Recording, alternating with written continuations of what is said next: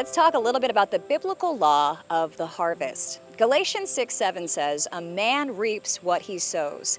Just like a farmer who goes out into his field and scatters seed with the intention of harvesting that crop once it's fully developed, we reap and sow in our own lives as well. The areas where we focus our time, attention, and money are all acts of sowing, and reaping is a direct result of what we sow. Jesus said, "Judge not, and you will not be judged. Condemn not, and you will not be condemned. Forgive, and you will be forgiven." So essentially, if you plant seeds of rage, you can count on harvesting the consequences that rage causes.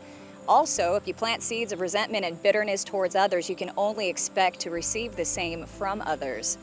But on the flip side, if you plant seeds of kindness, love, gentleness, patience, you can expect to receive that back from others. It seems pretty straightforward, but there's 4 things that you need to remember when it comes to the law of the harvest. Getting from seed to harvest requires patience. Now, like the farmer who plants wheat in the fall and harvests in the summer, we don't reap and sow in the same season either. So you can't go out and start sowing good seed today and expect to reap a harvest by tomorrow. It just doesn't work that way, which is hard because we want instantaneous reinforcement for our actions. But that's not how God works.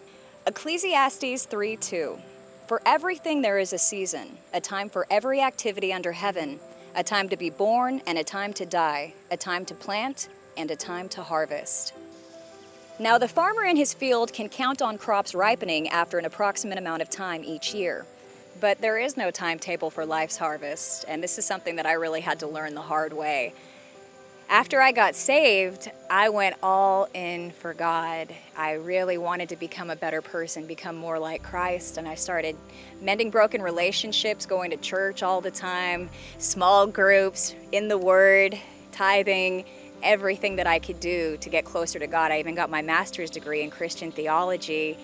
But I was expecting blessings to fall on me instantaneously, and that is not how it happened at all. In fact, it was the opposite.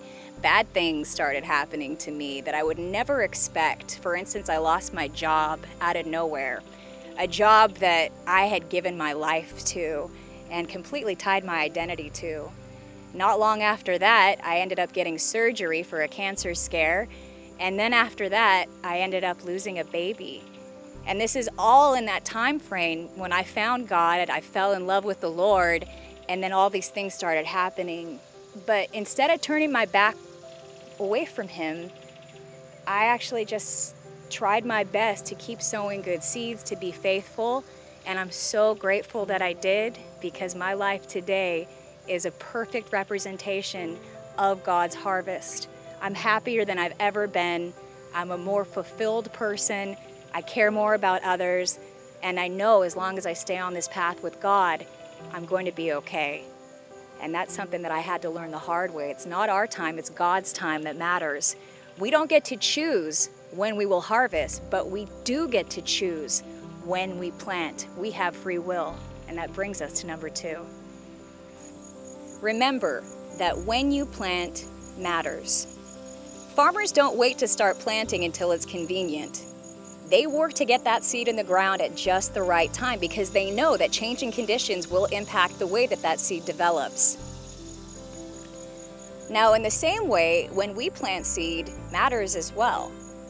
For instance, in your relationship, if you start sowing good seed in the tough times when things are already hard, it's not going to be as fruitful for you as if you would have sown those seeds a little bit earlier on in the relationship when you weren't being tested.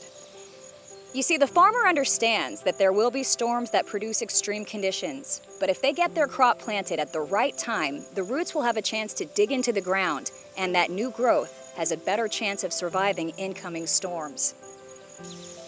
And we know that nobody is spared from life's storms, which brings us to number 3. Outside elements will impact yields. It doesn't matter how much good seed you sow, how much you love God, how much you do for others, unforeseen circumstances in life will happen, and that can disrupt growth. Matthew 5:45, "For He gives His sunlight to both the evil and the good, and He sends rain on the just and the unjust alike." Jesus even promised us, no matter what, in this world, you will find trouble, no matter how hard you try to avoid it. And nobody knows this better than the farmer. For instance, a heavy hailstorm can destroy a corn crop that had been thriving for months in a single day. Now, in the same fashion, unexpected life-altering circumstances can throw us off course and lead us down a path of bitterness and despair, which can distract us from sowing good seed and ultimately rob us from the harvest that God wants us to have. Just like the farmer can't control the weather, we have to accept that we can't control the outside forces that impact our lives. But God makes us an important promise. Galatians 6:7-9. Let us not grow weary of doing good, for in due season we will reap if we do not give up. So even in difficult circumstances, although it will be hard, if we continue to roll out good seed, God will fulfill His promise to give us that harvest. And that brings us to number 4. Waiting for the harvest will be worthwhile here and in heaven. Proverbs 28:20 says, "A faithful man shall abound with blessings." Now, without a seed, there can be no harvest. And God does some of His most amazing work in between the time of planting and harvesting. It's the growing phase. So keep in mind, getting from seed to harvest will take time.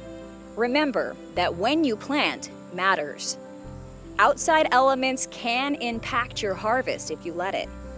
And waiting for the harvest will be worthwhile.